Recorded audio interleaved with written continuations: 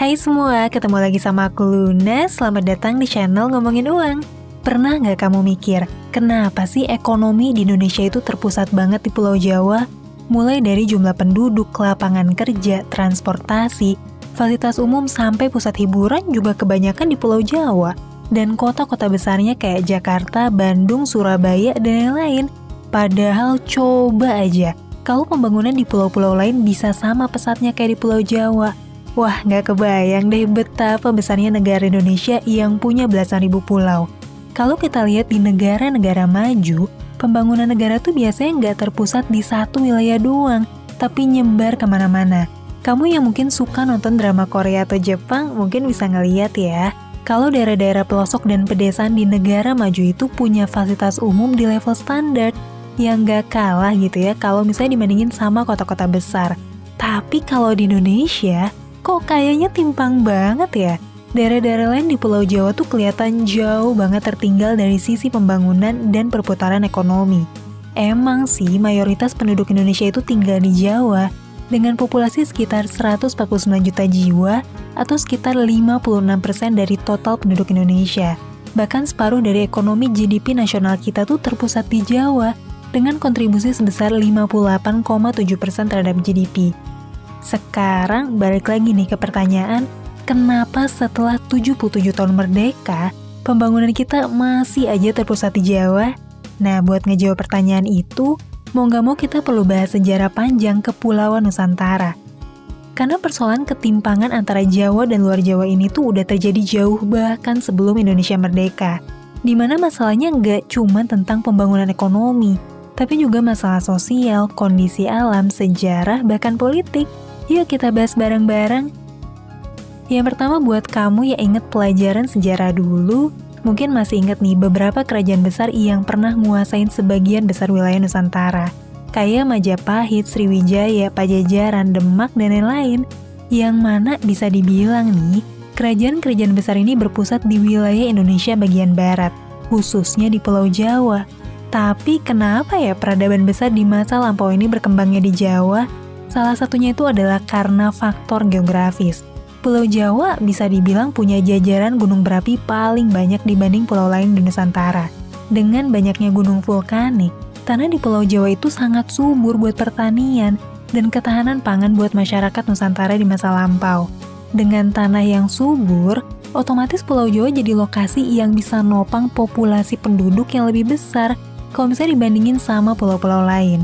Nah, dengan jumlah populasi yang berlimpah ini, artinya ada banyak tenaga kerja manusia yang bisa muter roda perekonomian. Dan dengan kekuatan jumlah penduduk juga ketahanan pangan yang baik, masyarakat di Jawa berkembang jadi peradaban besar sampai jadi kerajaan-kerajaan kuat di Nusantara. Yang peninggalan sejarahnya tuh masih bisa kita lihat sampai sekarang. Lanjut di masa perdagangan Jalur Sutra. Pulau Jawa lagi-lagi salah satu pusat distribusi dan perdagangan dunia, di mana pantai utara di Pulau Jawa itu jadi dermaga-dermaga besar tempat persinggahan para saudagar dari seluruh dunia, buat beli hasil bumi berupa rempah-rempah dari wilayah Nusantara bagian timur. Saking strategisnya Pulau Jawa, VOC itu sampai ngebet banget mindahin markas pusat mereka yang tadinya di Ambon, jadi ke Batavia di tahun 1616. Dan sejak pemindahan markas VOC tersebut, Batavia jadi pusat perdagangan yang paling ramai di Asia. Karena ya semua kapal dagang hampir dipastiin bakalan singgah dulu di kota ini. Hasilnya pembangunan di Pulau Jawa juga makin pesat kalau misalnya dibandingin sama pulau lain. Ada banyak proyek pembangunan di Jawa yang dilakuin sama VOC dan juga pemerintah Hindia Belanda selama ratusan tahun. Beberapa di antaranya bisa kita lihat ya bahkan sampai sekarang.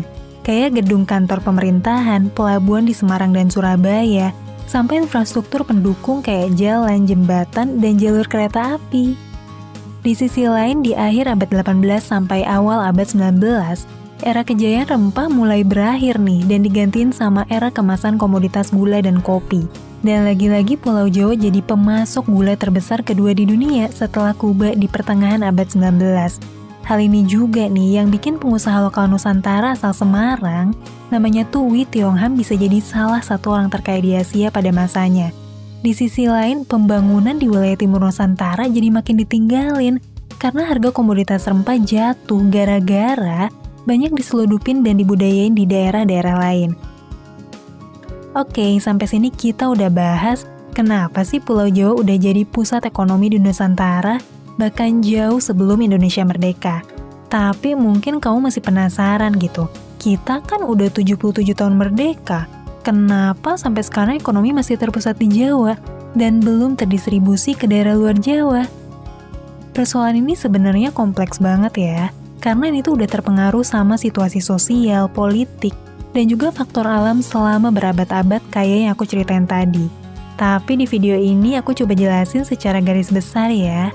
Pasca kemerdekaan, Jakarta itu jadi ibu kota negara karena sebelumnya udah dijadiin pusat pemerintahan sama pemerintah kolonial dan tentunya punya kondisi infrastruktur yang paling memadai kalau misalnya dibandingin sama kota-kota besar lain. Dan ketimpangan ini semakin meningkat ketika Bung Karno di pemerintahan Orde Lama bikin proyek mercusuar yang berisi program pembangunan skala raksasa di zamannya. Hasil pembangunan ini masih bisa kita lihat ya sampai sekarang, kayak Monas, Gedung DPR, Gelora Bung Karno, dan masih banyak lagi. Semenjak itu, sejak awal kemerdekaan, daerah-daerah di pulau lain masih dirundung ketidakstabilan politik dan pemberontakan, yang akhirnya bikin agenda pembangunan jadi teralihkan nih, sama operasi-operasi militer buat meredam pemberontakan daerah. Di era-era selanjutnya, ketimpangan pembangunan di Jawa dan luar Jawa makin gak terhindarkan, karena adanya efek aglomerasi industri. Efek aglomerasi adalah kondisi di mana pemusatan ekonomi di wilayah geografis yang berdekatan cenderung bikin percepatan ekonomi jadi makin cepat dan juga nguntungin. Hal ini bikin banyak investor dan pengusaha nggak mau nih ngambil risiko buat bikin proyek di wilayah lain selain Pulau Jawa. Alasannya ya jelas, dengan bikin pengembangan di Pulau Jawa, lingkungan di sekitarnya tuh udah mendukung buat percepatan proyek itu.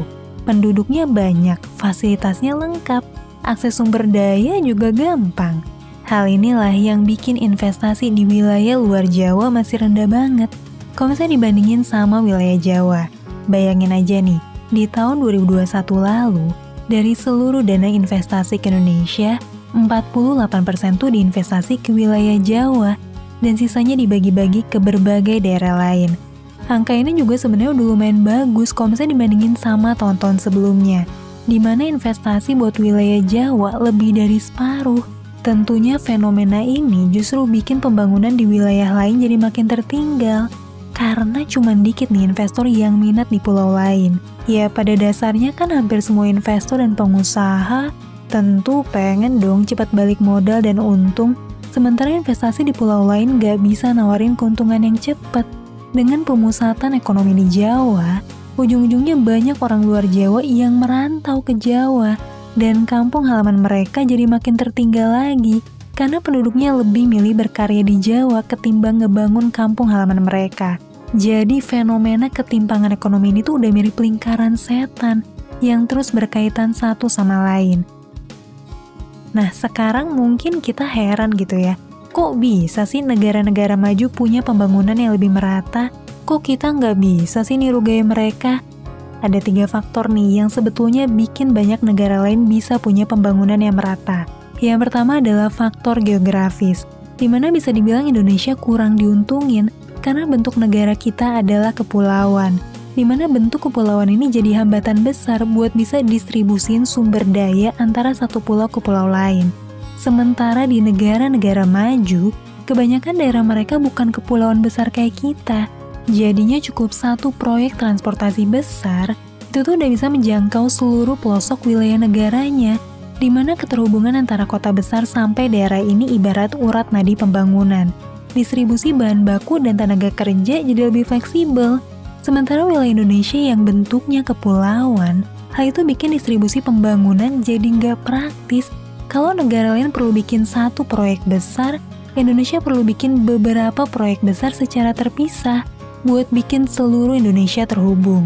Yang kedua, perlu ada ketegasan dari pemerintah nih buat mau dan rela untuk mulai pembangunan di daerah-daerah, dan siap menerima konsekuensi kalau jangka waktu balik modalnya itu emang bakal lebih lama. Karena kalau nggak dimulai-mulai, mau sampai kapan daerah di luar Indonesia tuh nggak berkembang? Disinilah perlu ada pemisahan bahwa pengelolaan negara nggak melulu harus didasarin kepentingan bisnis dan keuntungan dari investasi.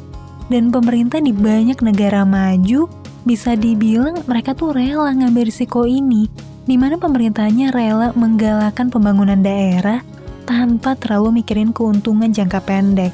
Salah satunya adalah gerakan pembangunan daerah Korea yang dinamain Semul Undong.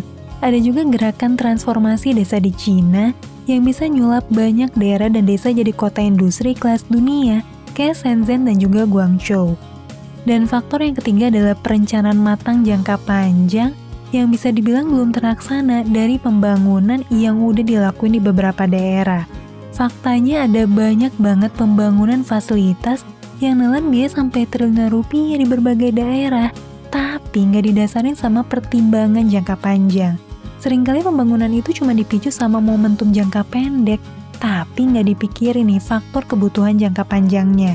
Beberapa contoh fasilitas pembangunan yang malah sepi setelah diresmiin tuh ada Bandara Kertajati di Majalengka, yang nelan biaya 2,6 triliun rupiah, tapi nggak nerima penerbangan komersil sejak tahun 2020. Terus ada juga Bandara JB Sudirman di Purbalingga, yang belum ada jadwal penerbangan, padahal udah ngabisin 350 miliar rupiah. Ada juga LRT di Palembang yang dinilai relatif sepi penumpang. Padahal proyeknya tuh besar banget, sampai nguras biaya lebih dari 10 triliun rupiah. Nah, itulah beberapa faktor yang masih jadi PR besar buat banyak pihak untuk bisa ngewujudin pembangunan dan ekonomi yang merata di Indonesia. Semoga video singkat ini bisa nambah wawasan kamu semua, khususnya yang masih suka penasaran kenapa sih Indonesia ini terkesan terlalu terpusat di Jawa. Sampai ketemu lagi di video selanjutnya, tetap di channel Ngomongin Uang, karena ngomongin uang gak ada habisnya.